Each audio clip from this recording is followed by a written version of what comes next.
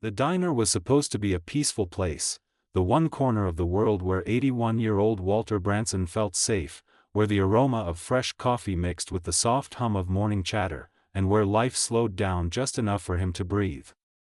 For a man who had survived the bitter winters of the Korean War, who had seen bullets carve the air around him and friends fall beside him, this quiet little diner was more than a breakfast stop.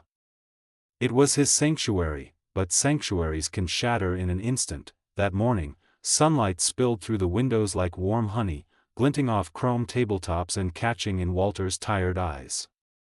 He sat, as always, in his corner booth, flannel shirt neatly tucked, boots older than most of the customers, hands trembling gently as he lifted his coffee cup.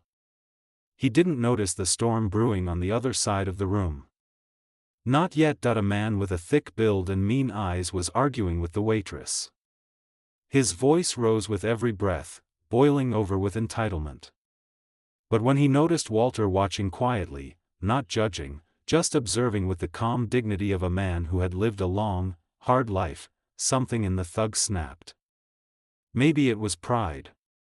Maybe it was the shame of seeing himself reflected in the eyes of an old veteran. Whatever it was, he marched across the diner and struck Walter across the face. The sound was like a gunshot, cups rattled. Forks froze. The whole diner fell silent. What no one knew was this: within minutes, the door would open again, and with it would enter a force of loyalty, respect, and unstoppable love.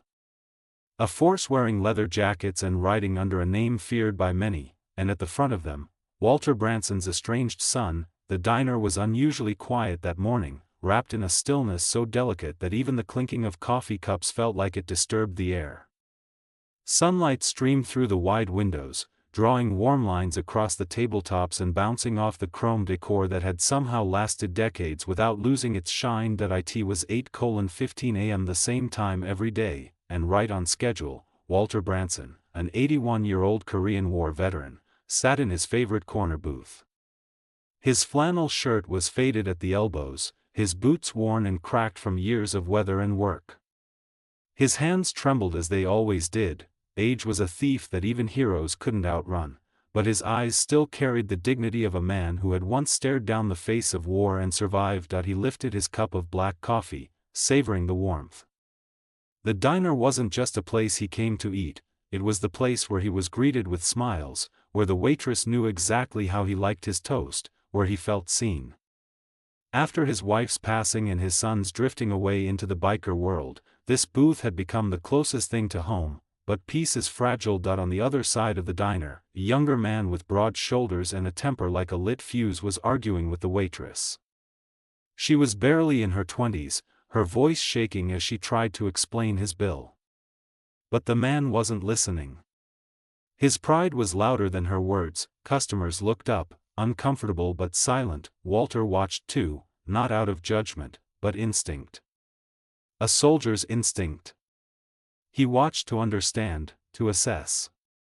But the thug saw only one thing: an old man staring at him. A fragile ego doesn't need a real enemy. Only a witness. In a sudden burst of rage, the man stormed toward Walter. Before anyone could react, smack, his hand struck Walter across the face. The crack echoed through the diner like a whip. The old man's head jerked to the side, and his coffee cup clattered onto the table. Gasps filled the room. But no one moved. Walter didn't shout. He didn't curse.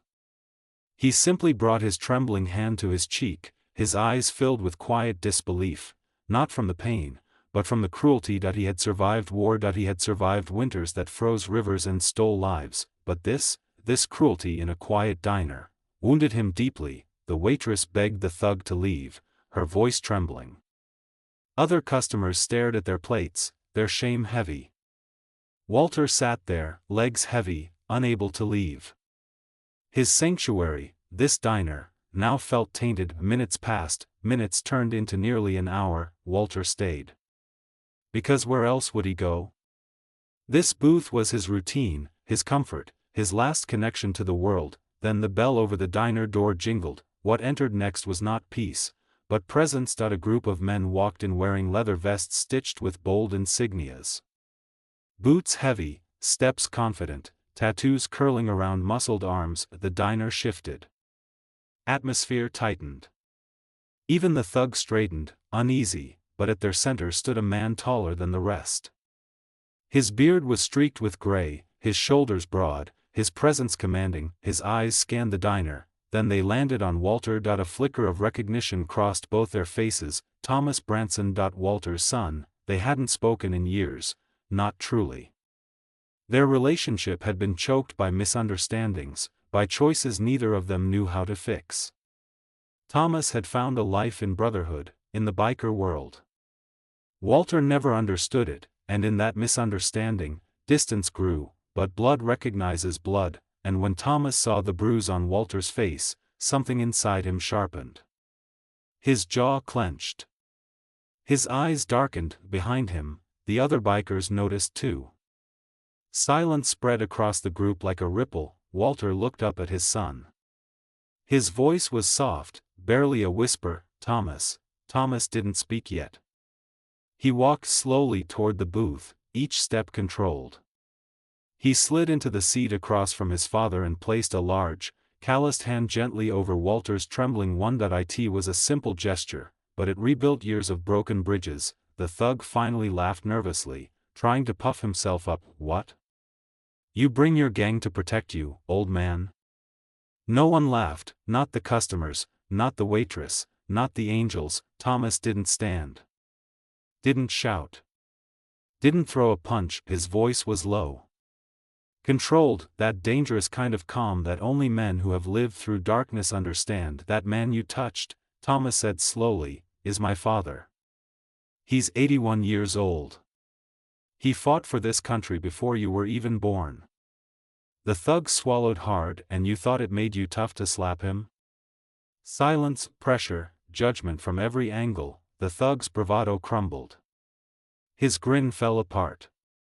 Fear crept into his eyes. Thomas never lifted a fist that he didn't need to. The biker brothers stood behind him like a wall of loyalty. The customers stared with disgust. The waitress watched with quiet admiration. Slowly, humiliated, the thug backed away. He muttered something incoherent and fled the diner, pushing through the door like a man chased by his own shame. No one followed. His guilt would follow him enough. Walter let out a shaky breath. This time he didn't hide his smile. A small, grateful, emotional smile. His son had defended him, with honor, not violence. The waitress brought fresh coffee. Customers approached the booth, offering respect they had been too afraid to show earlier, and Walter squeezed his son's hand. I fought battles long ago, he whispered, but nothing is harder than fighting to keep your family close. Thomas's tough expression softened, emotion flickering behind his eyes. For the first time in decades, they were not strangers, they were father and son. From that day on, the diner changed. It became a place of reconciliation. A place of healing. Thomas visited often. Sometimes with his biker brothers, who treated Walter with a respect deeper than words. They listened to his war stories, helped him stand when his legs shook, and made sure no one ever disrespected him again. The diner customers remembered too. They remembered the day kindness beat cruelty, not with fists, but with loyalty, love, and family. Walter Branson lived out the rest of his days no longer as the quiet veteran in the corner booth, but as a father who found his son again in the unlikeliest of moments. And every person who witnessed it carried a reminder, even in a broken world. Love still wins, family still matters, and respect, real respect, never goes out of style.